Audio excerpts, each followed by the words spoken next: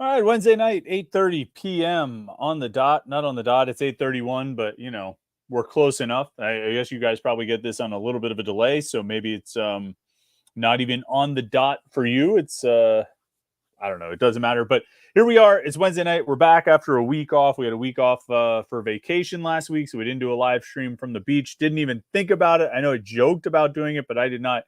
The thought honestly never even crossed my mind.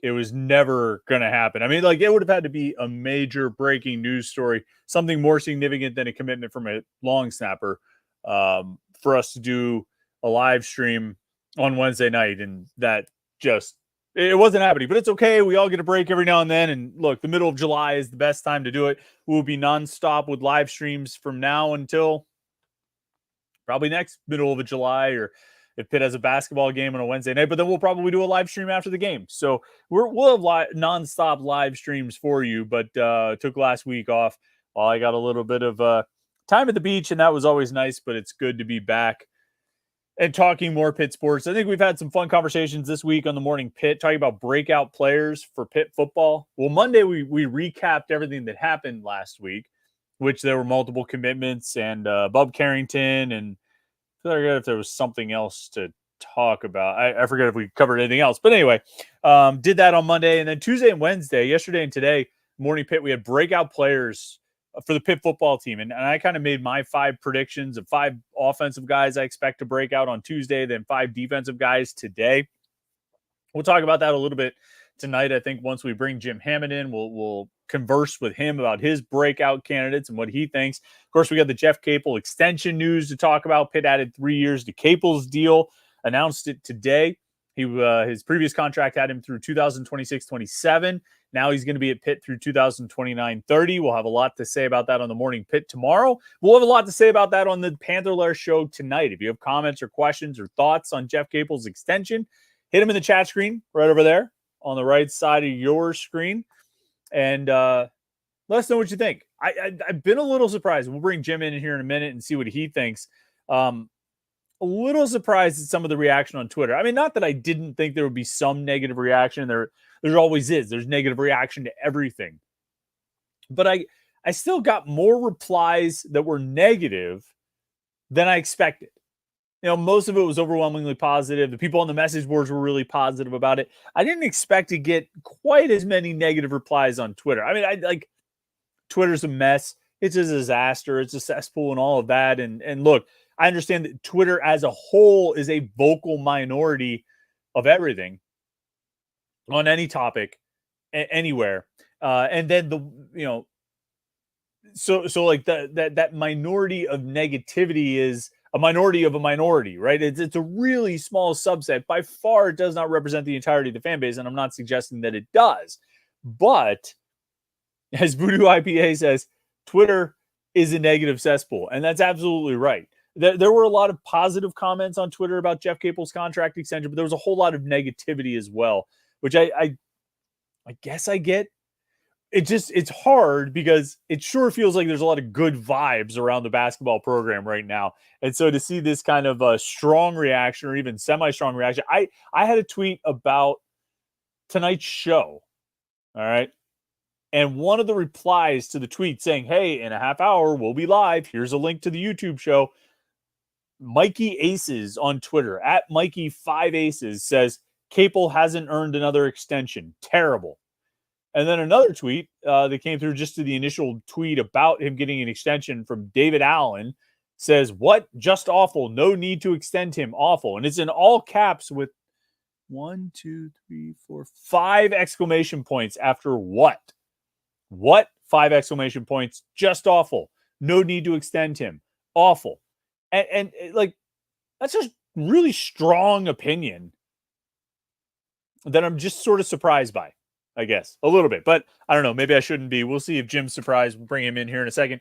Before we do, of course, we always ask you to like this video and subscribe to our YouTube channel, youtube.com/Panther-Lair.com, to get all of our Pitt video content. And you'll never miss any of our live streams. You always get a notification about those things if you turn the notifications on. So subscribe to the YouTube channel, youtube.com/Panther-Lair.com. Don't forget the website, Panther-Lair.com, Pittsburgh.rivals.com. That's where I write a lot of things. That's where Jim writes a lot of things. That's where message board posters write even more than Jim and I combined on a daily basis. It's a good place to be if you're a Pitt fan. Panther-Lair.com, Pittsburgh.rivals.com. So let's bring him in.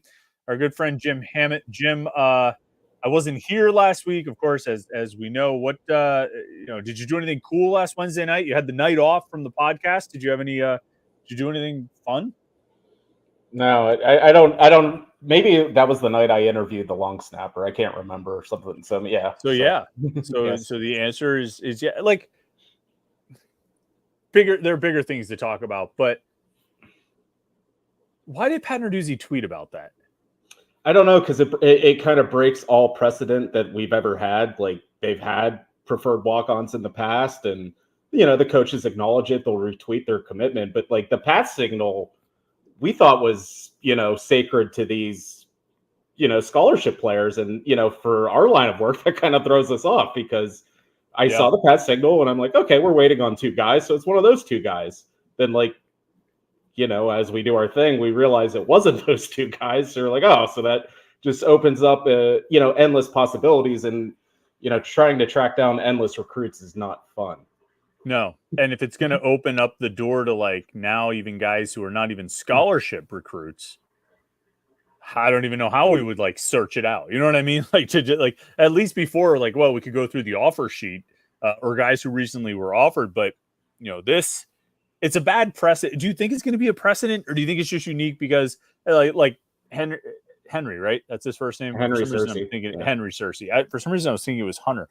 Henry Searcy. I told you that the plan for him is to come in as a walk-on and then go on scholarship. So maybe it's a little. Do you think it's just maybe unique to this situation, and we're not going to have Pat Narduzzi tweets about every walk-on who commits to Pitt?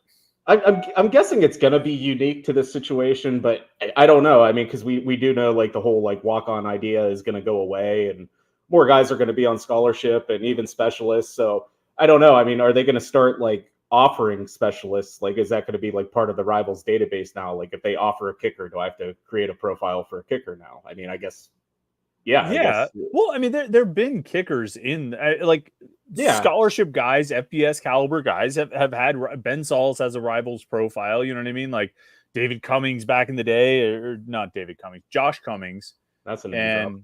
David Abdul is who I was thinking of. I conflated the two guys. I think they were back to back. It was Cummings for a couple of years and Abdul for a couple of years. I mean, those guys all had Rivals profiles. I mean, there have been ranked. I think there have even been kickers who have been 3-star prospects.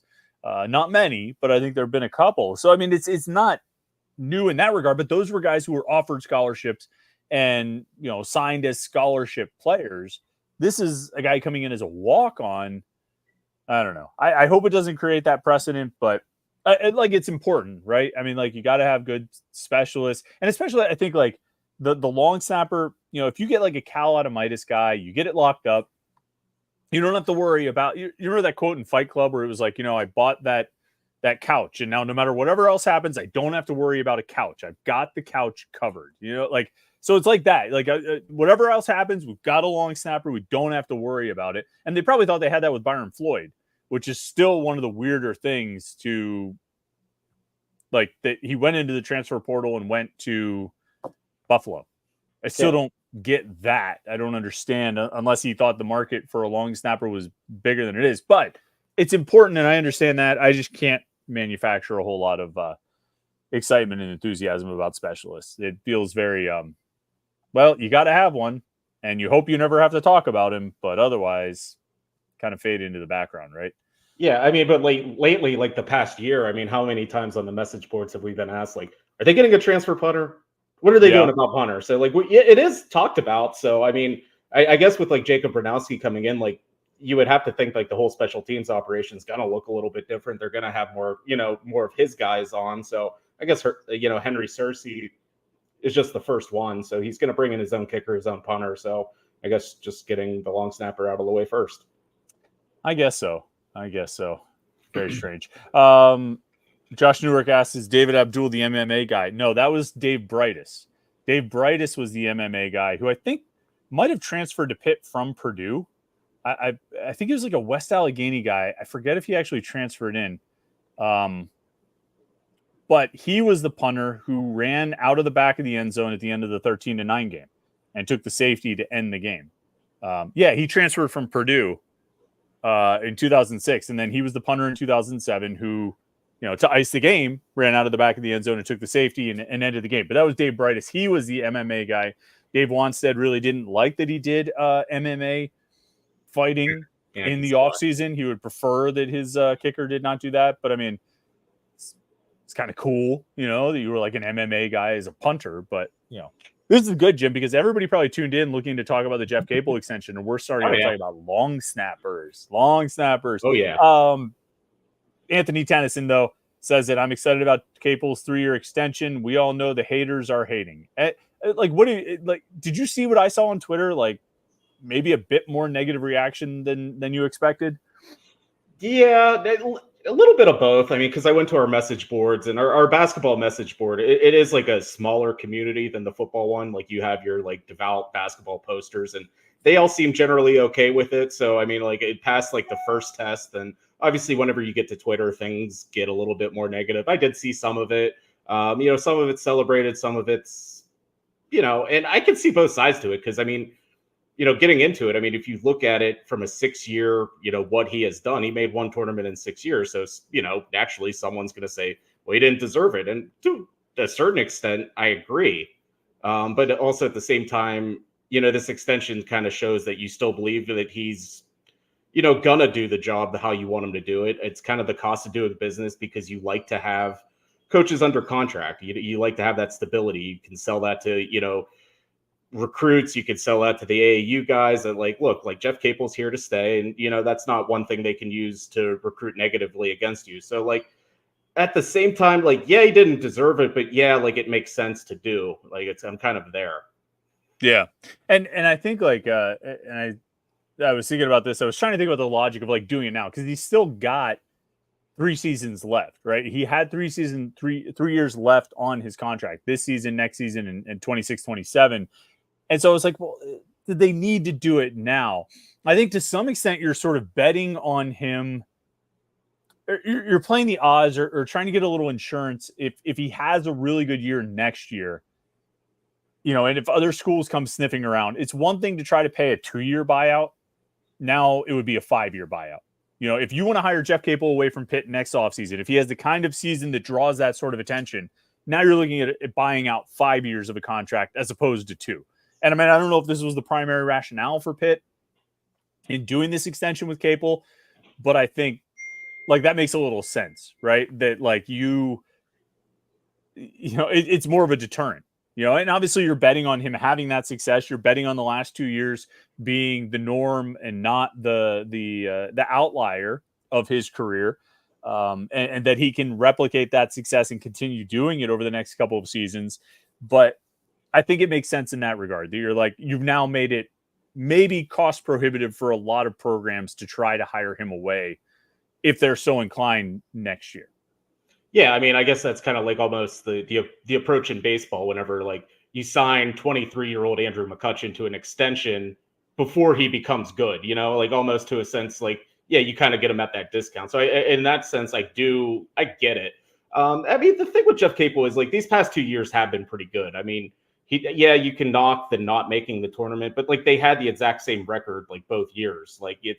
There's no set way to get in the NCAA tournament. It kind of, it scales back every year. So, I mean, I thought they had 2 good years in a row. I think they've, upped their competitiveness in the ACC. I mean, they've been a top 5 team in the ACC for the past 2 years. I know people will say, what you will about the conference, but you're competing against your peer institution. So if you're one of the best teams in the league, you're getting those double buys and things like that. You're having guys on first team all ACC. That's going to, start to snowball a little bit. Okay, you have a little bit of success, and now you see the Bub Carrington thing, him going to the NBA. I mean, there's just a lot of positive things going on right now. So it was kind of the same things we said about Narduzzi before 2021. It was he's starting to get guys in the league. They run a pretty clean program. We like how he represents the university. He just needs that one big year to kind of break through. And I think you could kind of say the same thing for Capel. Yeah, I agree. And I was looking through the thread, and like you said, the message board thread was largely positive. about this news, but there was one post that was like, well, they should wait until he becomes a regular, NCAA tournament, gets to the tournament with regularity. And I'm like, to some extent, I don't know if you can wait like that, because if you believe he's going to get to that level, then you need to lock him up, because if he gets to that level, he's going to become targeted. You know what I mean? He's going to be a coveted coaching target for other schools, and I think you need to prevent that. Are you sold on the last 2 years? Like, you sold that what's been done can be done again and continued with some consistency, sustainability? I think so. I think this is, being in that like 23 win range, and, hopefully in a couple of years, the ACC kind of figures out its act. And, that doesn't mean you're on the bubble. It means you're firmly in the tournament. So I think Pitt can win 22 games a year. I think they can, go 12-8 in the conference, 13-7. I think they can do that. I think, we've seen Jeff Capel. He came in with a reputation as a recruiter. I think he realized at first he wasn't recruiting at Duke anymore, so he had to work a little bit harder. But, all of a sudden, I think they're swimming in deeper waters than they were a couple of years ago. I think they're getting good players. And, credit where credit is due. Like, they have a good eye in the transfer portal. They kind of know what they're looking for. So, like, almost every transfer portal guy they've gotten in the past 3 years has been a hit for the most part. I mean, not too many misses in there. So, yeah, I think this is sustainable. And, in this era of college basketball, you want a coach that's adaptable. You want a guy that can build a roster from year to year. And, 2 years in a row, I think he's put together a pretty talented roster. And I think a third coming up. Yeah. 6 recruiting classes. He's signed 8 4-star prospects. 4 of those 8 were in the last 2 years. I think that shows an upward trajectory in the recruiting to get those guys. And then to your point about the transfers, 8 transfers in the portal era, not counting Damian Dunn and Cam Corrin. It's like Dan Oladapo.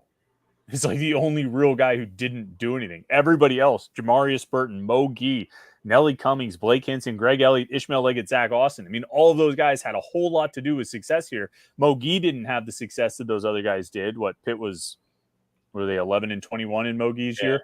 He was here for an unfortunate year.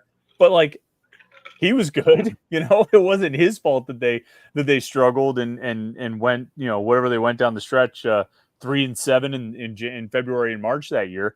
But all those other guys had played a big part in getting Pitt back to the NCAA tournament, getting them right to the cusp of it this year. It's just funny with like some of the negative stuff, because don't you feel like the vibes are pretty good around Pitt basketball this year? Like not this year, but right now, like what Bub Carrington's doing, Blake Hinson's opportunity with the Lakers, the recruiting class that's coming in, the guys who are coming back, what they got out of the portal, and just how they played and what they've been the last 2 years.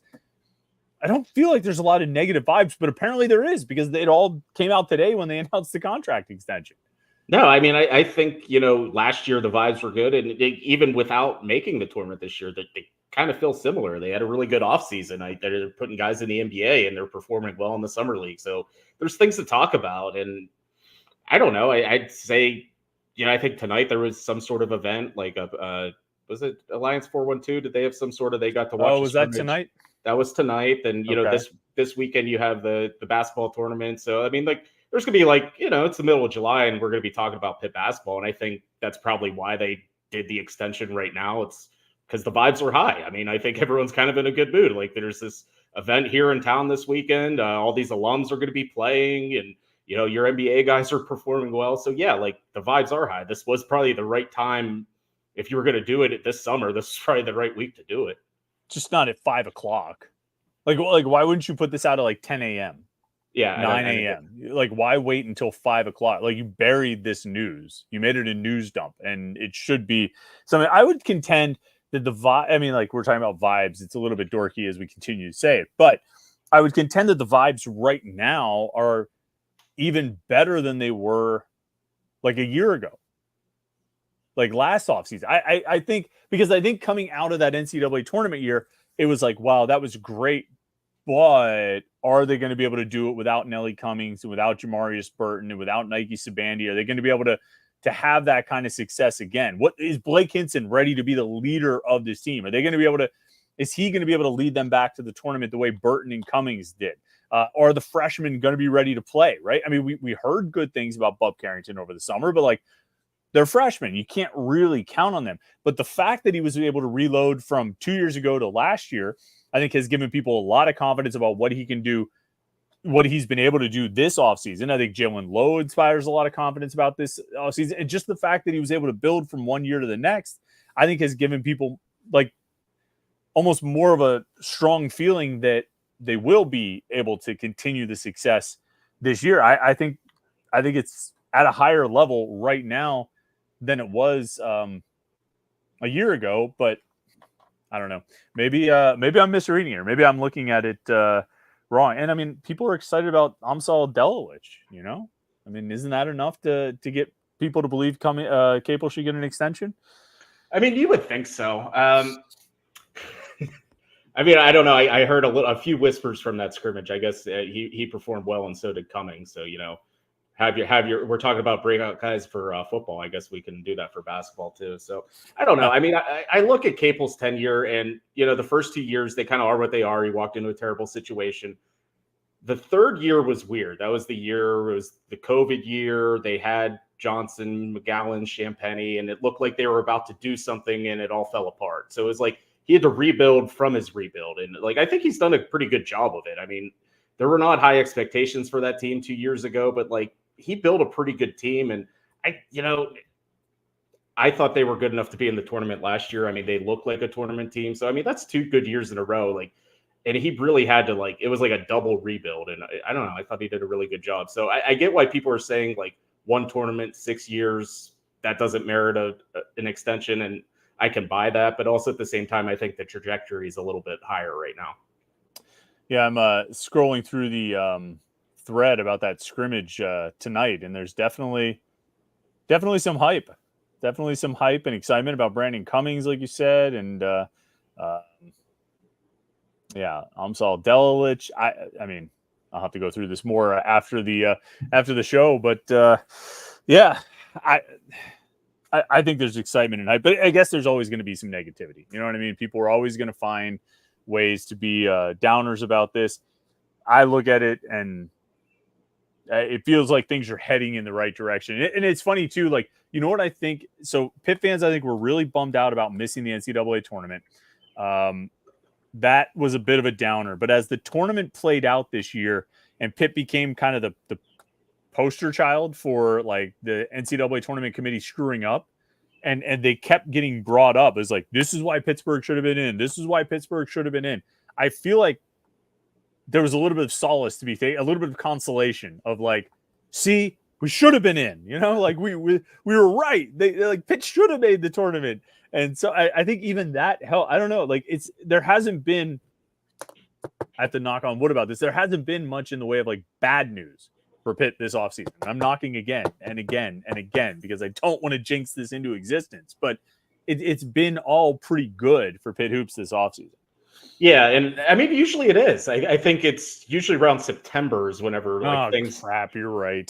It's That's always when guys get arrested and hurt. Damn. Yeah, it always happens like right in fall. You're talking about football and you're not even thinking about basketball. So they like slide in the news like, oh, so and so's out. They broke their ankle. They'll be out for an extended period of time. You're like, oh, you kind of foul that away and go back to football. Then you realize when basketball starts, like, oh, they're missing some starters. Oh, that guy got arrested. Oh, like, oh, it was a big deal.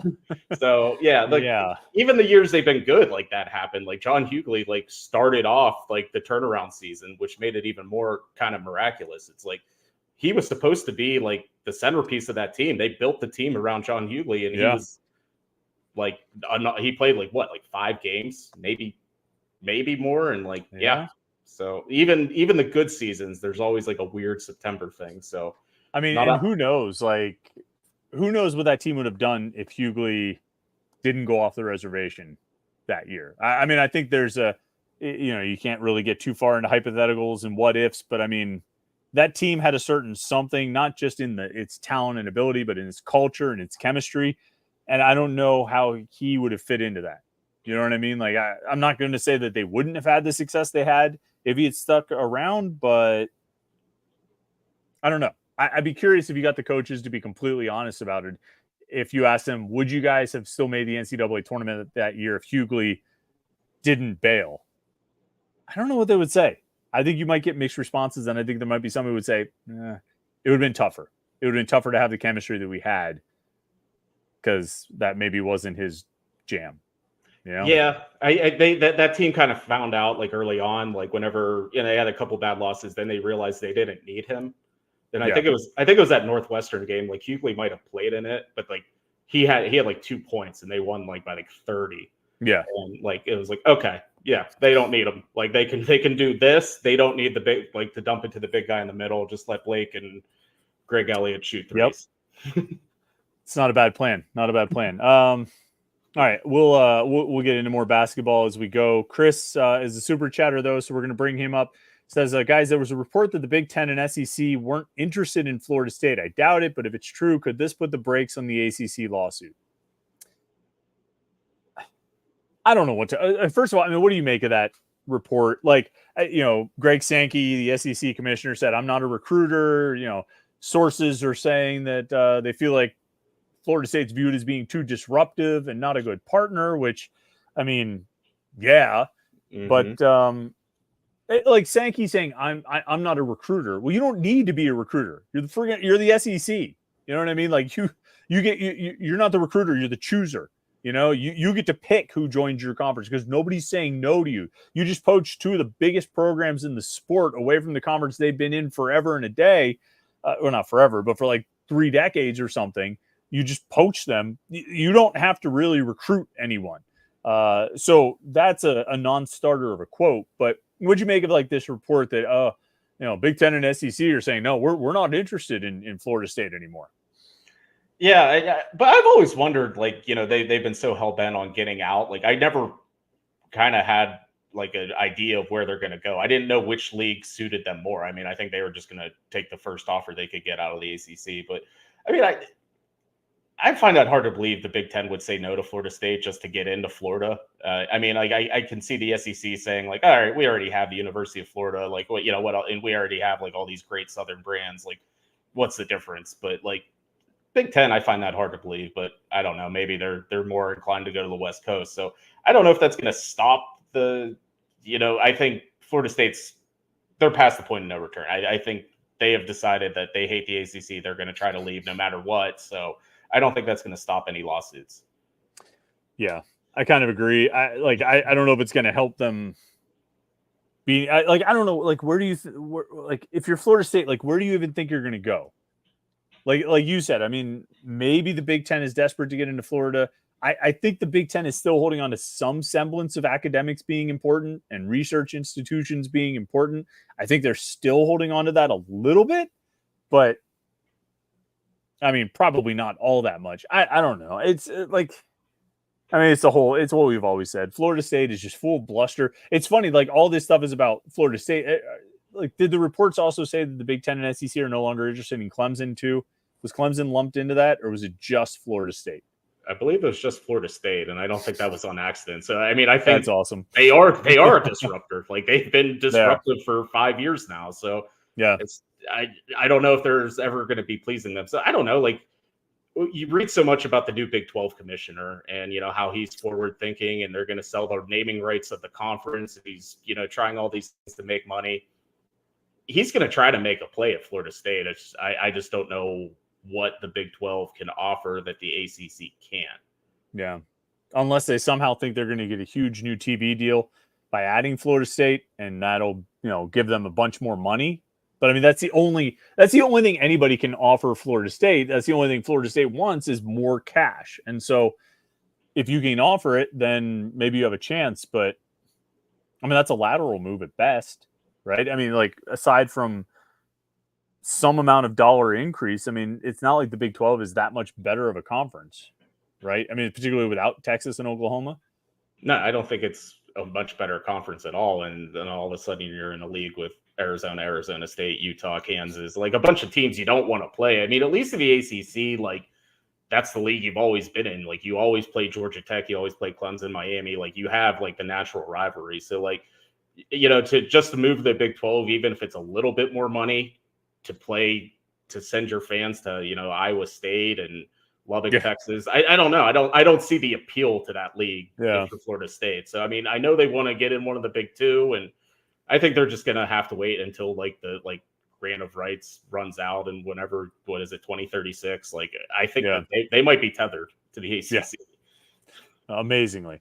All right. Brocco1 wants to know, any idea when we'll find out the full non-conference schedule for hoops? Do you remember when that comes out?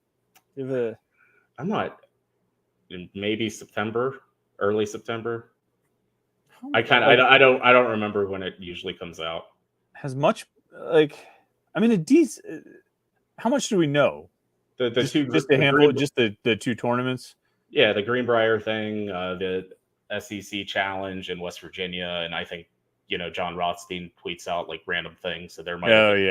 Okay, two or three games there. So all right, so probably end of the summer, early fall. It's probably when we'll see it. All right, so there you go, Brock.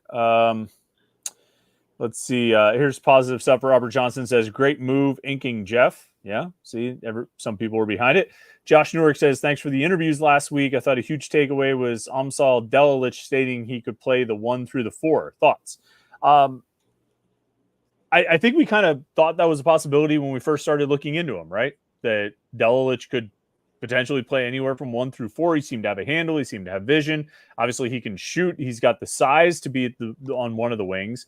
I wasn't surprised to hear him. But then again, Zach Austin told us last summer that he could guard 1 through 5.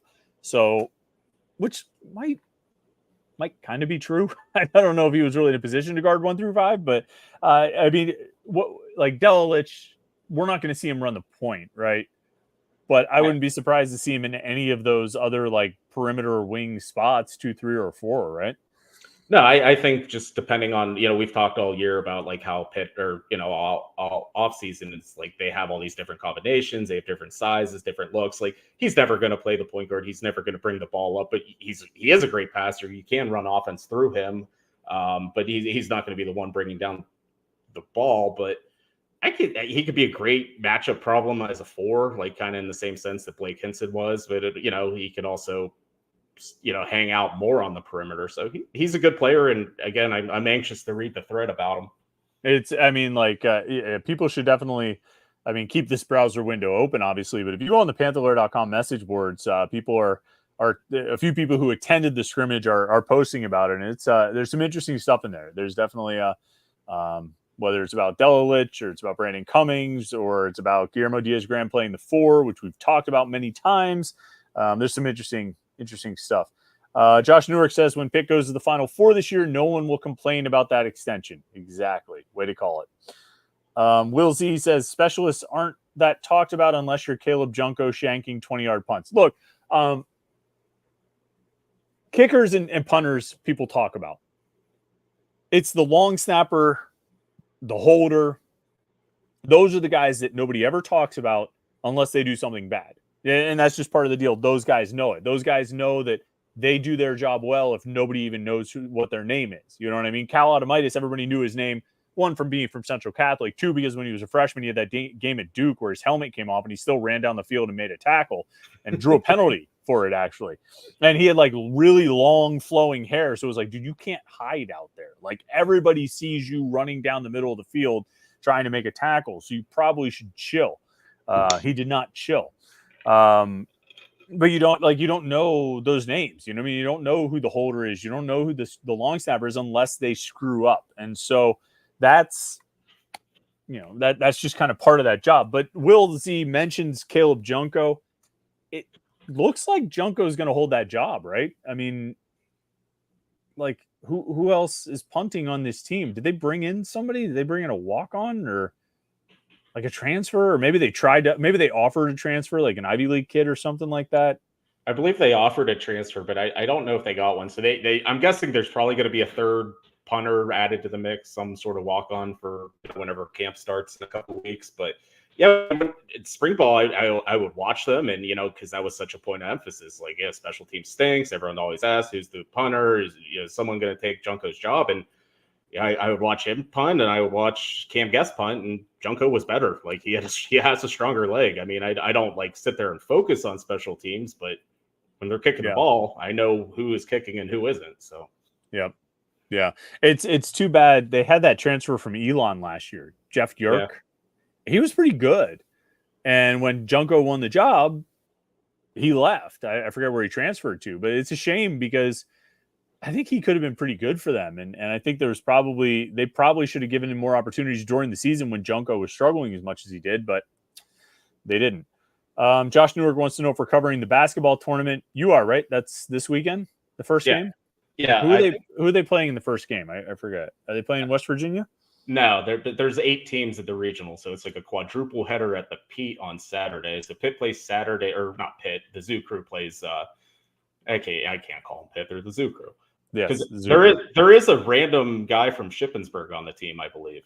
There's two non-Pitt guys. Okay. There's the Shippensburg guy, and I think there's one other that they added like recently. I forget. I would have to dig in to try and find it. But anyway, I mean, it's an intriguing roster otherwise. I mean, even without those guys. But do you remember who they play to start it off? $1 million worth of game is the name of the team. So, it's calling their shot because it's $1 million tournament. So they better have $1 million worth of game. They're hoping it. They're hoping. Do we know if that represents a certain school? Or is it just... No, because I'm looking at the other teams in the regional. It's Du Bois Dream against Happy Valley Hoopers. You got Best Virginia against Brotherly Love. Stars of Stores, I guess that's the Yukon team, against Herkheimer Originals. So most of them are always college teams. There's always like a random Du Bois Dream of just, a group of guys that have a team. But I don't know who. I don't think Pitt's playing a specific alumni team. Yeah. I thought anyway. It's an interesting remind me, so Levance is on this team, right? Levance is the guard? He was last year. I guess I should be more familiar with the team. No, he is not on the team unless he got added late, but it's Nelly Cummings, Nike Sabandi, Ryan Luther, Mike Young, Jamel Artis, Lamar Patterson, DeJuan Blair, and Greg Elliott. And Dustin Slava from Shippensburg. Oh, okay. Jared Wilson Frame? No? I thought he was supposed to be on the team, but I think these things, it's kind of like a shift. It's kind of like official visits in football. You're like, yes, I'm on the team, but no, I'm not. So that was from the email from Pliz 2 days ago. So I think. Okay, yeah. I was looking at the email from June, and Jared Wilson Frame was on the email from June. But yeah. Must have changed. So that's the night game. They have the 8:00 game on what day is that? Saturday? Saturday. I will be at that game. You'll be at that one. Okay. Yeah. We'll have the coverage, Josh, and you can check that out. TRR says if the portal was around when Capel was first hired, his Pitt career would look much different or look so much better. I still think there's just something to be said for him figuring some things out over the course of the last few years. Figuring things out about not just the types of players that he needs, but the types of people that he needs, how to fill out a roster, how to fill out roster management in the locker room. I think there's something to be said for that. He's done great over the last 2 years, 3 years in the portal. Do you agree? Do you agree with TRR? Do you think if there was a transfer portal with the current rules 6 years ago that Capel's early seasons would have had more success? Probably. I mean, they would have been able to shuffle through the roster a little bit quicker. I think those first couple of years, they had some of those guys that were on the Kevin Stallings team. So he landed Xavier Johnson, Trey McGowan's, but you still had Kenneth Chukwuka on the team and some holdovers. So I think if the transfer portal was around, he would have been able to flip the roster quicker. And I guess they wouldn't have had such terrible those first couple of years. I think they only won 6 ACC games, so they might have been a little bit better. But I'm with you. I think there was something to be learned from that. I think those first couple of years with getting guys like Johnson and McGowan's and trying to piece together a team, I think he pressed some buttons that were right and some that were wrong. So I think he's at least showing that he's learning from it, and these past 2 rosters kind of reflect that at least. I was just reminded, talking about holdovers and guys like that, I was just reminded the other day of Shamil Stevenson. Remember Shamil Stevenson? People liked him because he was athletic. I liked him. I thought he was going to be really good. I mean, I thought he looked like a really good player. He was a big athletic guy. He is currently playing for the Brampton Honey Badgers. The Brampton Honey Badgers of the Canadian Elite Basketball League. So if you're curious about Shamil Stevenson, you want to see what he's up to. He's playing for the Honey Badgers in Brampton, Ontario. So they got single game tickets are on sale right now. They start at $25. Well, that was in April, but it's pinned at the top of their. They're playing games as we speak. So they're already into their season. You could probably still get tickets, probably still for $25 if you want to go see Shamil Stevenson play for the Brampton Honey Badgers in Ontario. I don't know if you're going to be in Ontario anytime soon, Jim. Are you? I don't have any plans to. Yeah, me neither. I was just like we were saying last week. I was down in the Outer Banks for vacation last week, and I got to tell you, my Backshore hat was the thing to wear at the beach. We always talk we've talked about Backshore hats, and Mike, the owner at Backshore, is like a huge Pitt fan, so he sponsors us sometimes, and we really appreciate him for doing that. And he's a huge Pitt fan, Alliance 412 member, he's a member of Panther-Lair.com and all of that. But like, he'd been telling me like this is like beach tech. This is the hat to wear at the beach. So I did. And like, Jim, we're getting a little thin up here. Like there's not a lot, what's up there is running out.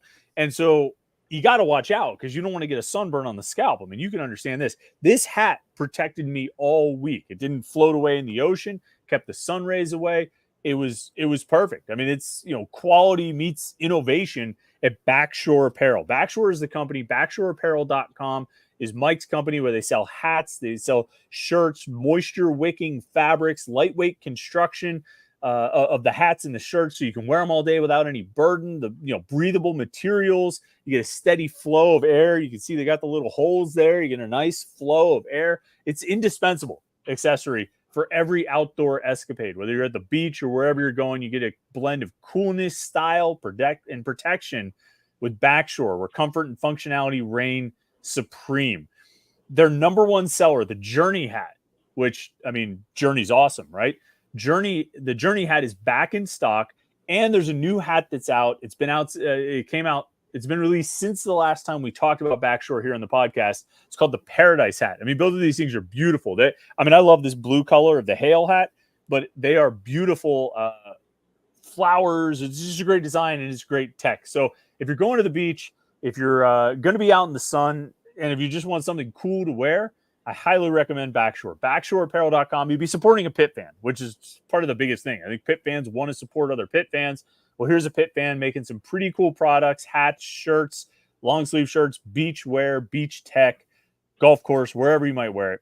Go check it out. Apparel.com is the place to go. Apparel.com.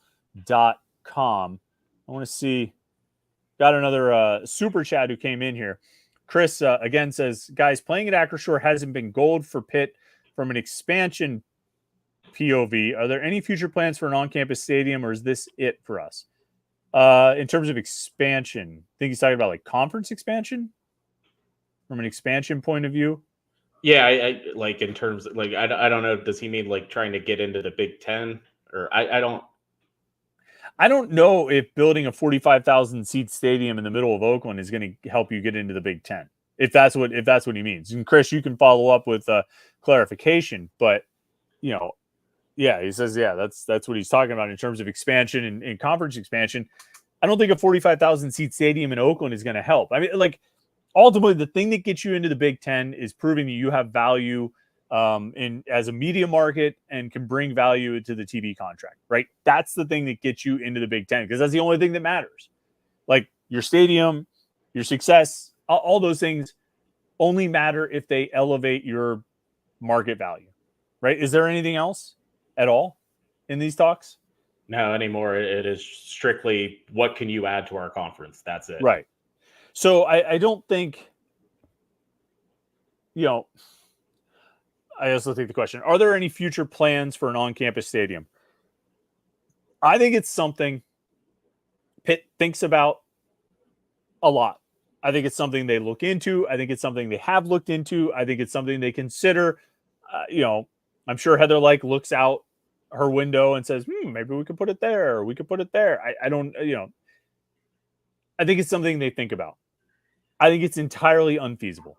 Like, I think it would be a colossal spend, maybe borderline waste of money when you have limited resources right now when you're already in a $300 million, you have a $300 million hole in the ground next to the Peterson Event Center that's being built up, but that's a giant facilities project.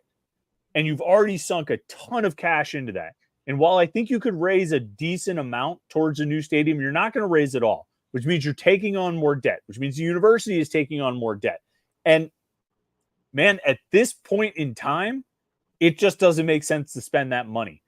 5 years ago, if they had known what the world of college sports was going to become, I don't think the Victory Heights project would look like it's currently projected to look. I think they would have done, maybe they would have still done something to try and upgrade some of the facilities, but I don't think they would do it as big as they've done it because it's just not worth it. And no disrespect to those student athletes, and I'm sorry, but it's just not worth the money that's being spent.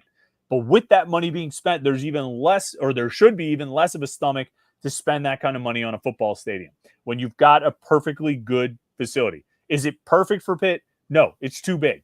There's no question about that. Throw some tarps on the seats. Like, otherwise, it's easy to get to. There's ample parking. There's a good facility. Perfectly fine. Like, you don't need to drop $700 million, $750 million on a new football stadium. Not right now, when you need to come up with $22 million every year to pay the student athletes, right? Yeah, I mean, just all the costs like that you mentioned. I'm just trying to pit like a sold out basketball game on a Saturday night with 12,000 people. Oakland's a nightmare. Like it's tough to navigate. Yeah. And you have more colleges than just Pitt there. You have like gigantic hospitals everywhere. Like it makes no sense to put a football stadium somewhere in the smack dab in the middle of it. It just, could there have been better planning 20, 30 years ago, 10 years ago, 5 years? Yeah, there could have been different ways they approached how things played out with Pitt Stadium, but I think they kind of are what they are now. And I like Acrisure Stadium, like from a logistics standpoint. I think it's just easy to get to. I mean, there's places to park. It's a sensible stadium. Yeah. And like, you can make you make a case that instead of tearing down Pitt Stadium and building the Peterson Event Center, they could have put money into renovating Pitt Stadium and updating it and upgrading it, and it would have been a perfectly good venue. But the problem is, then you're still playing hoops in the field house. And I think there was a ceiling on where the basketball program could get playing in the field house. And I don't think they have the success they had if they don't have the Peterson Event Center. I don't think they would have done what they did in the 2000s. I don't think they'd be in the position they're in right now with the basketball program and the success that they've had over the last quarter century if they were still playing in the field house. So you would update and upgrade your football stadium, on campus that may or may not, produce anything better than what we've already seen out of the football program over the last 25 years, while keeping your basketball program pretty much stuck. Or you could put your football team in a brand new NFL facility, give your basketball team a brand new facility, and probably give both teams the best chance to elevate, which is ultimately, I think, what happened. I think that's where they ended up. So, I mean, I think that part of the plan worked out. Acrisure is just too big. That's the biggest problem. It's not the distance. It's not how far they are from campus or any of that other stuff. It's just that it's too big. And there's nothing you can do about that. Well, I mean, there are things you can do about that. You can put tarps on the seats, but that's a whole other conversation. Let's see.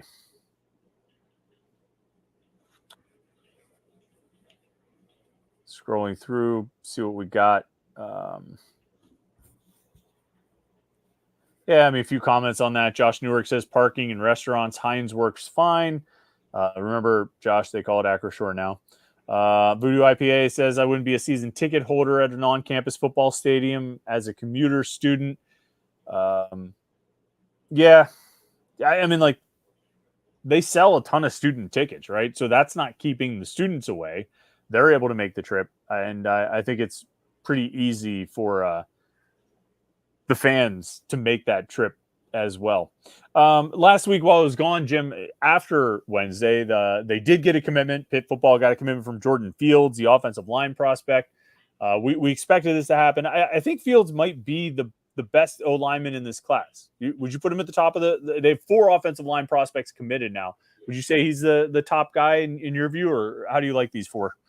No, I mean, I would agree with that as being the top one. I mean, I think I like the potential there. I mean, 6'6", 265, so you can kind of get the right weight on him. I think, those more often than not, you're going to redshirt as a freshman as an offensive lineman. That's just kind of how things work. So, I mean, I think he's, that's someone you can mold into the type of lineman you want. But again, you look at your offer sheets. I mean, they beat out Houston. He's from Houston, so that's a good win. I mean, Kansas has been pretty, they have a good coach, so they're kind of on the upswing. So again, that's a nice little recruiting win. So I think it's one of the best high schools in Texas. I mean, North Shore is like one of those teams that's like always in the state championship. So it's just good to kind of have a presence down there. And we saw those coaches, kind of spend a lot of time in Texas. And I guess that's the reason why you get 3-star offensive linemen like Jordan Fields. So I think it's a good ad.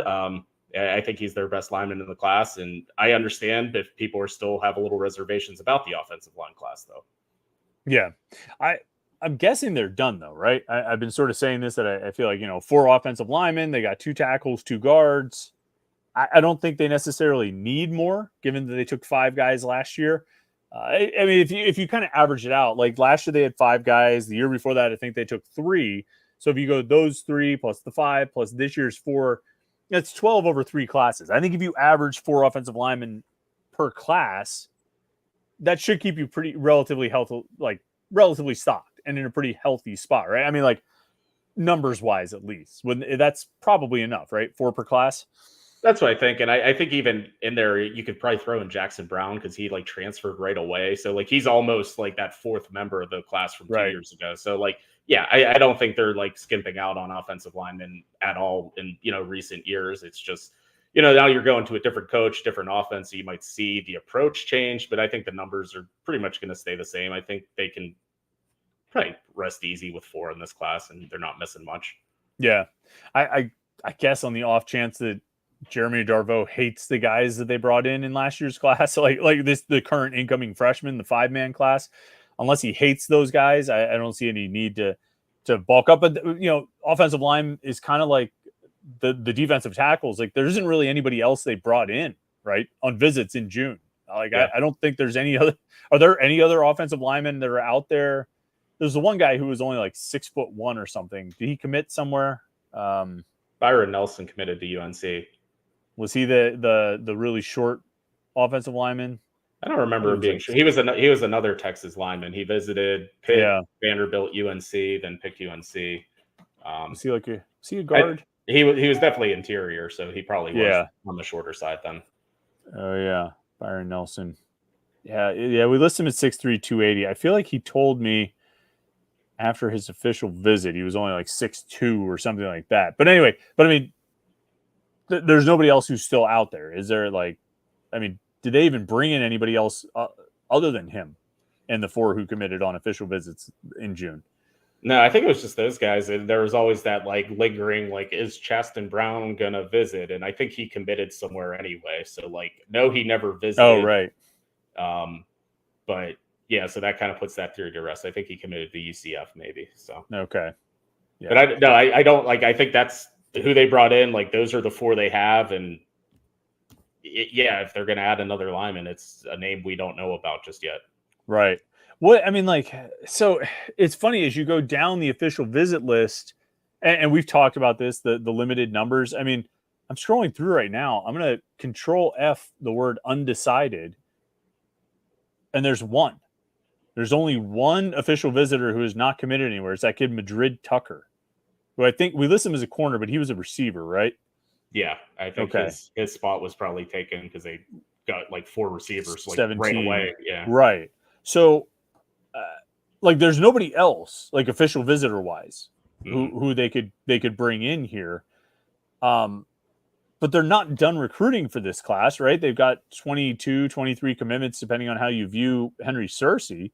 They have to add more. So how does this play out? I mean, like, we just wait and did they bring in official visits during the fall? Because that signing day is right after the season ends.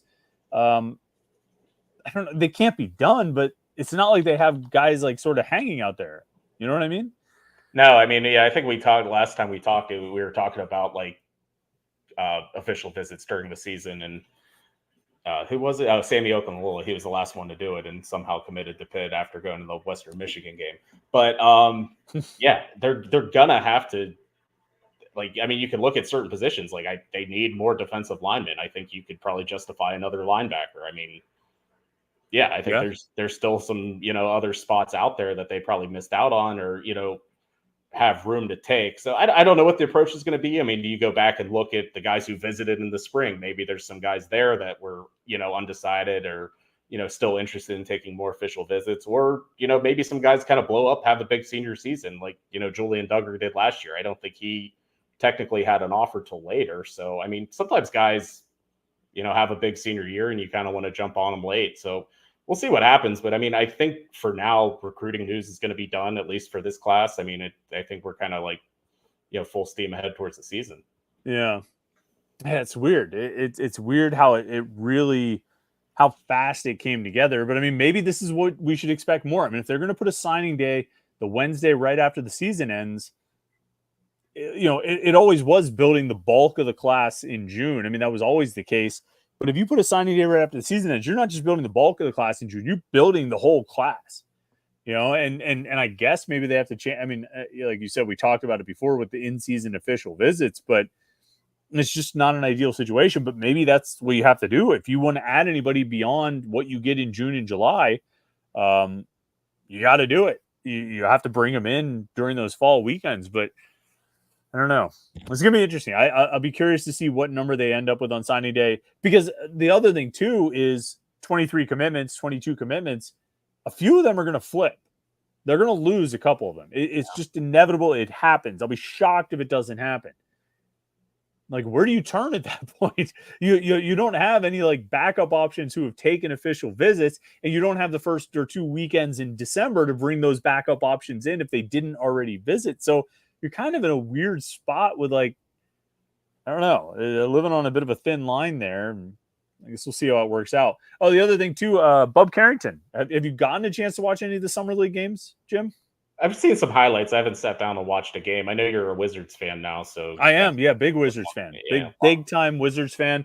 Really excited about the team this year. I mean, they suck, but really excited about the Wizards this year. It's going to be a lot of fun. I think tomorrow night's game is actually on. It's broadcast. Thursday night's game, I think, is supposed to be on ESPN at 7:00. So might see if we can do that. But I mean, he's got one of the best stat lines of any rookie in the NBA Summer League, like, across the board. I think before yesterday's game, he was like averaging 18.5, 6.5, 6.5. Now he's up to like 19 points and like 5 assists, 4.5 rebounds, something like that. I mean, a good stat line, you know what I mean? And making a lot of good plays. He's been impressive. It's just they're so bad. You know what I mean? Like, I don't know, I don't know. What do you like? Are you going to make efforts to watch this team to keep up with them, or just look at stat lines? I mean, I guess I will. I mean, the dunk he had the other day was pretty cool. Like, he got a running start and just kind of knifed through the lane and jammed it. He never really did that at Pitt. So, I mean, I guess he's already getting better, because, that one of the things we knocked Bub on was he just wasn't really aggressive going to the hoop. And, he had a pretty cool, like, just started taking off, put his head down and dunked one. And I get in, who else is Champagny with them too? Yeah. And he's been played well. I saw they had a couple, like, Pit to Pit connections in there. So Yep. I don't know if he's gonna last. I don't know if Champagny's gonna make the team, but it's cool to watch it now. And I mean, Josh Newark trying to quiz me on my squad, asking me to name the Wizards coach. Duh. It was Brian Keefe, who took over. I'm surprised they hired him. He was the interim last year and went like 8-31 when he took over for Wes Unseld. And now you're gonna, and then they go and hire him in the offseason. I was surprised that they kept him. I thought they would go in a different direction, try to start anew. I mean, as a lifelong Wizards fan, I thought that, that would be, they wouldn't keep the guy who went 8-31. I think you would want to move away from that. But it's I guess, and we'll see how Brian Keefe does. I mean, I've never. I thought they had better options available, but I mean, what am I? I'm just a Wizards fan. You know what I mean? That's all. My opinion doesn't count for much. But Josh trying to quiz me, name the Wizards coach. Get out of here, Josh. Get out of here. Grant D could see Justin Champagny making it. It'd be cool. It'd be cool if there were 2 Pitt players on there. to follow, but not Blake Hinson's not doing so well with the Lakers though. He had that great first game though. He had like Sure 5 did. threes, and it's a lot of misses since. So yeah, the Blakers not really clicking. Yeah, not catching on. The Blake show hasn't really been going the way we hoped it to. But anyway, oh well. We'll I think as the season gets going, we'll have during our live show, we'll have a Wizard segment each week, just to update on how my team is doing. I'm going to get a Wizards hat. I wonder if the Wizards would sponsor this podcast. We get like a Washington Wizards segment on the Panther-Lair Show. I have to reach out to them, be like, hey, I mean, we're in their like reach. We're in their general like atmosphere, We could like do you think if we reached out to their media person like to interview Bub, like he would actually open the email? Probably. Yeah, I would think so. I feel like we could probably get Bub without going through the Wizards, but maybe not. Maybe once they get to the pros, it's a little bit tougher to get a hold of those guys. But I mean, we still have his number from when he was a recruit. You know what I mean? I texted with him when he was in high school. So maybe we could grab him that way, but I just want to see if we can get them to sponsor the, Wizard Lair, but anyway, yeah. All right. I think that's about good for tonight. Jim, thanks for your time, man. Thanks to everybody who chimed in with comments and questions. It's fun as always. We'll be talking a lot about Jeff Capel's contract extension on the Morning Pit tomorrow. So make sure you tune in for that here at youtube.com/Panther-Lair.com. Like this video and subscribe, and check out the website Panther-Lair.com, Pittsburgh.rivals.com to get all your Pitt sports news. Thanks again, everybody. Hope you have a great Wednesday night. Enjoy the rest of your week. We'll catch up with you tomorrow for the Morning Pit right here, youtube.com/Panther-Lair.com.